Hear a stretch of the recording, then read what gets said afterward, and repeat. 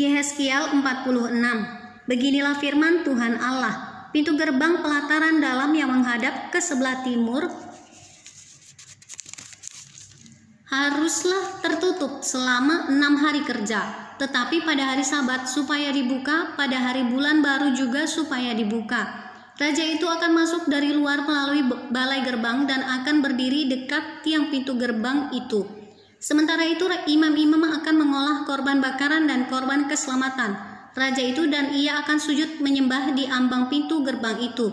Lalu keluar lagi, dan pintu gerbang itu tidak boleh ditutup sampai petang hari. Penduduk negeri juga harus turut sujud menyembah di hadapan Tuhan di pintu gerbang itu pada hari Sabat dan hari bulan baru. Korban bakaran yang harus dipersembahkan raja itu kepada Tuhan pada hari Sabat ialah 6 ekor domba yang tidak bercela dan seekor domba jantan yang tidak bercela. Korban sajian dari domba jantan harus diolah dengan 1 eva tepung, tetapi korban sajian dari domba-domba yang lain bergantung pada kemampuannya, serta minyak 1 hin untuk 1 eva. Pada bulan baru harus dipersembahkan seekor lembu jantan muda yang tiada bercela, serta 6 ekor domba dan seekor domba jantan yang tiada bercela. Sebagai korban sajian, ia harus mengolah 1 eva tepung dengan seekor lembu dan 1 eva tepung dengan seekor domba jantan. Tetapi korban sajian dari domba-domba lain bergantung pada kemampuannya, serta minyak 1 hin untuk 1 eva. Kalau raja hendak masuk ke dalam, ia harus masuk melalui balai gerbang dan keluar dari situ juga. Tetapi kalau penduduk negeri pada perayaan-perayaan yang tetap berkumpul di hadapan Tuhan, dan yang masuk melalui pintu gerbang utara untuk turut sujud menyembah, biarlah mereka keluar melalui pintu gerbang selatan, dan yang masuk melalui pintu gerbang selatan biarlah keluar melalui pintu gerbang utara. Janganlah seorang kembali melalui pintu gerbang kemasukannya, tetapi masing-masing harus keluar dari pintu gerbang yang di depannya. Mengenai raja itu, ia akan masuk bersama-sama mereka dan keluar bersama-sama mereka.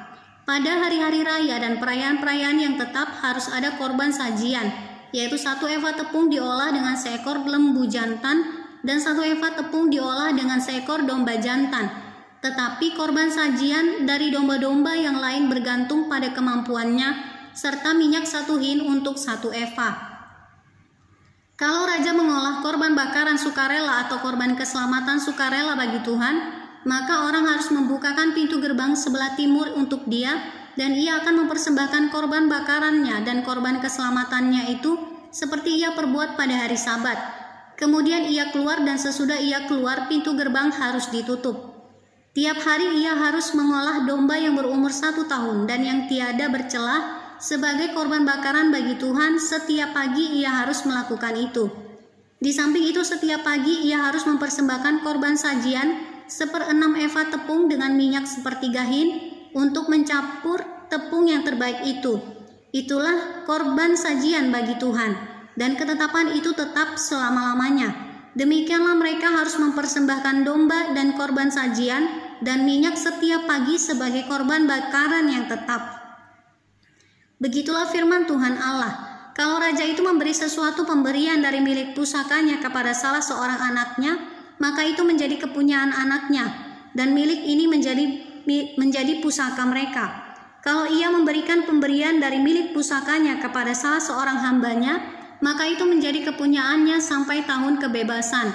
Lalu harus kembali kepada raja itu. Hanya anak-anak raja itu boleh mewarisi milik pusakanya, dan janganlah raja itu mengambil sesuatu dari milik pusaka rakyat, sehingga mereka terdesak dari miliknya.